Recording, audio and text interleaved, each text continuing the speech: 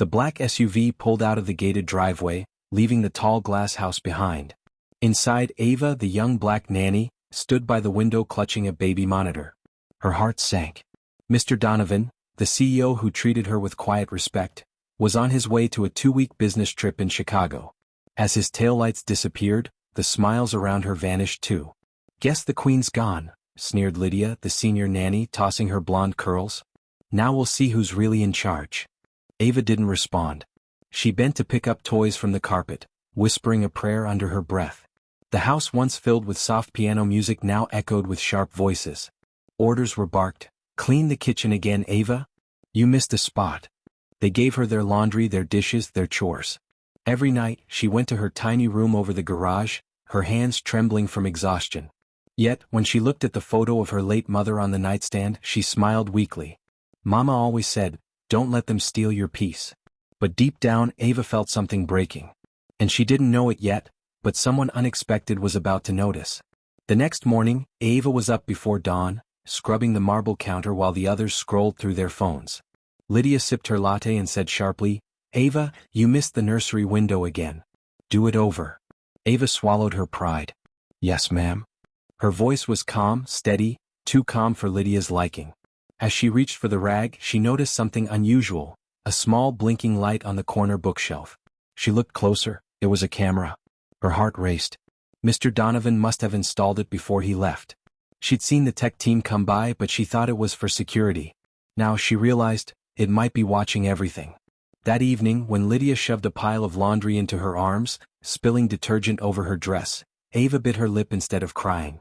She simply whispered, "Some people forget, every house has eyes." Lydia rolled her eyes. "You think the boss cares about you? You're just help." Ava didn't answer. She just smiled faintly and turned away. As she tucked the CEO's daughter Lily into bed, the little girl whispered, "Ava, don't let them make you sad." Ava kissed her forehead. "Sweetheart, sometimes God hides angels inside cameras." 2 days later, the mansion buzzed with tension. Lydia and the other 2 nannies, Rachel and Tina, gathered near the staircase, whispering. Ava could hear fragments of their voices while folding laundry. "We can't let her look good when the boss returns," Rachel muttered. "Exactly," Lydia said, her tone sharp. "We'll make her slip. Maybe break something expensive, then she's gone." Ava pretended not to hear, though her hands trembled. She had been raised to face storms with grace, not fear. But that night, when the baby cried and Lydia forgot to help, Ava felt the walls closing in. After calming little Lily back to sleep, Ava stepped into the hallway and heard Lydia laughing downstairs. "She thinks she's better than us just because the CEO smiles at her," Lydia sneered. "Wait till he hears she's careless." Ava leaned against the wall, whispering to herself, "They want me broken. But I won't give them that." The next morning, she woke before sunrise again. She brewed coffee for everyone, left cheerful notes by their mugs, and hummed softly while cleaning. Rachel frowned. "Why's she smiling?" Lydia scowled. "Because she doesn't know what's coming." But Ava knew, something was already turning in her favor. By Friday, the plan was in motion. Lydia strutted around with fake sweetness that could fool anyone who didn't know her. "Ava, dear, would you mind polishing the CEO's trophy shelf?" "He's proud of those," she said, pretending to smile. Ava nodded and reached for a soft cloth. What she didn't see was Rachel's phone recording from behind the door. Lydia had loosened one of the glass stands earlier that morning. When the shelf wobbled, the heavy crystal award crashed to the floor, shattering into pieces. The sound echoed through the hall. Ava froze, heart pounding. Lydia gasped dramatically, clutching her chest. "Oh my goodness, Ava. That was his favorite award." Rachel stopped recording and whispered, "Got it."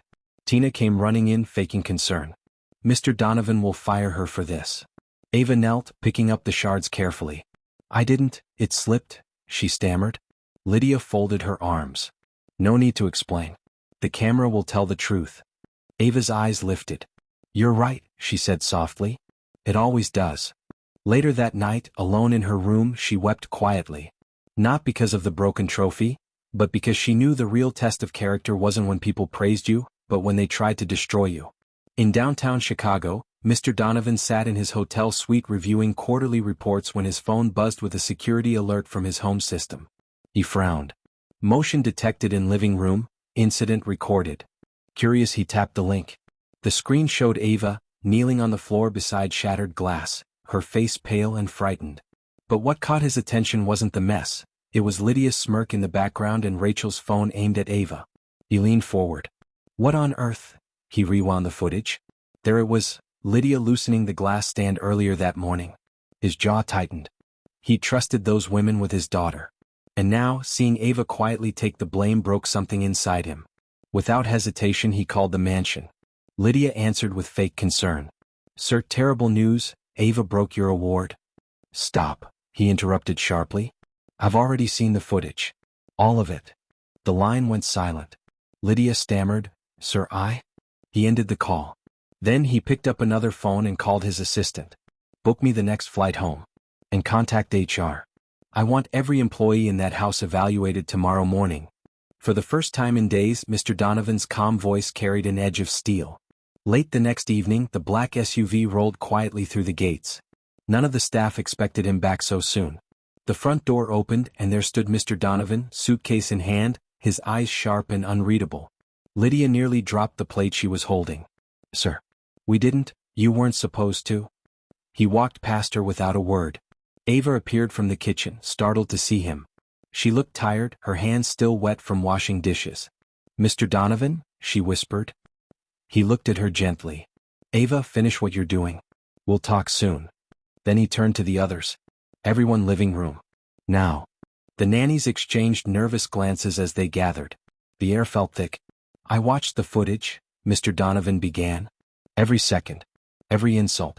Every lie. He pressed a button on his tablet and the video played. Lydia's smirk, the setup, the fall of the trophy. Rachel gasped. Tina started to cry. Lydia's face went pale. Ava stood silently, eyes glistening.